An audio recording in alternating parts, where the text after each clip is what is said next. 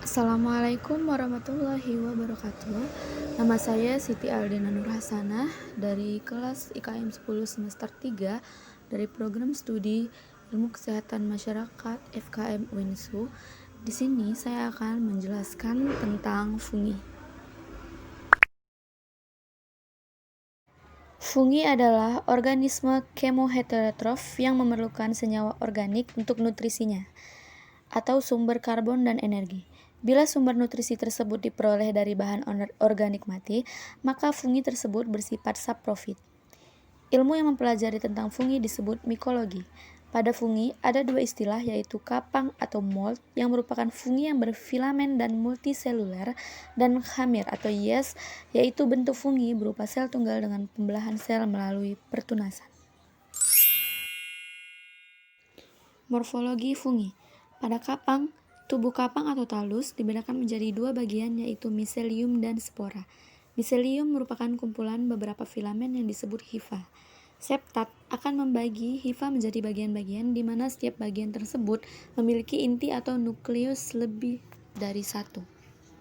Selanjutnya adalah kamir atau yeast, adalah salah satu mikroorganisme yang termasuk dalam golongan fungi yang dibedakan bentuknya dari mold atau kapang karena bentuknya uniseluler, tidak berfilamen, berbentuk oval atau bulat, tidak berflagela dan berukuran lebih besar dibandingkan sel bakteri, dengan lebar berkisar 1-5 mm dan panjang berkisar 5-30 mm. Reproduksi vegetatif pada kamir sendiri ialah dengan cara pertunasan. Selanjutnya ada 3 macam morfologi hifa, yaitu septa dengan ruang-ruang yang berisi lebih dari satu inti, aseptat yaitu hifa yang tidak memiliki dinding sekat, dan septat hifa yaitu hifa bersekat.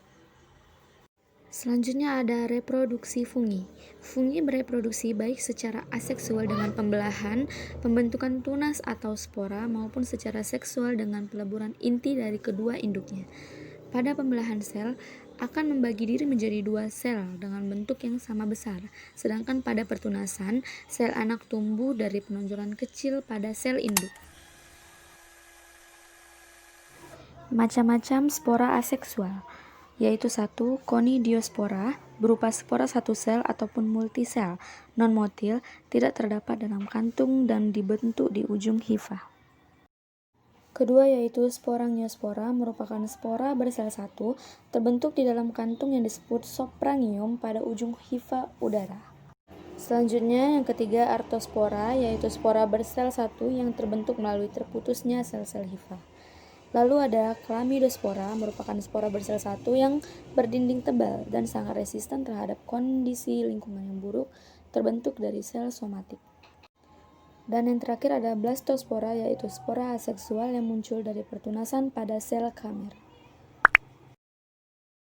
Baiklah, selanjutnya adalah beberapa jenis dari spora seksual, yaitu 1. Ascospora, merupakan spora bersel satu yang terbentuk di dalam kantung atau ascus.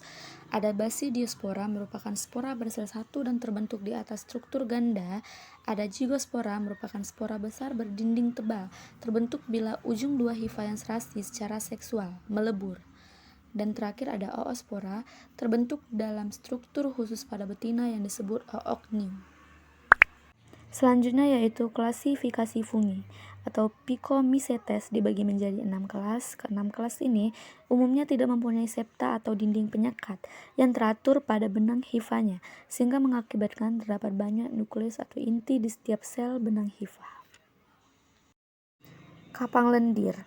Organisme ini disebut kapang lendir karena memiliki tekstur seperti gelatin, basah, mengkilap dan menyerupai kapang.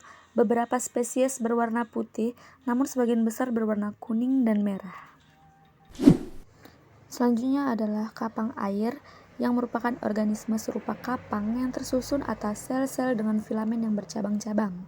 Kapang air hidup sebagai dekomposer ataupun parasit yang tumbuh di perairan tawar atau pada hewan dan tumbuhan yang sudah membusuk.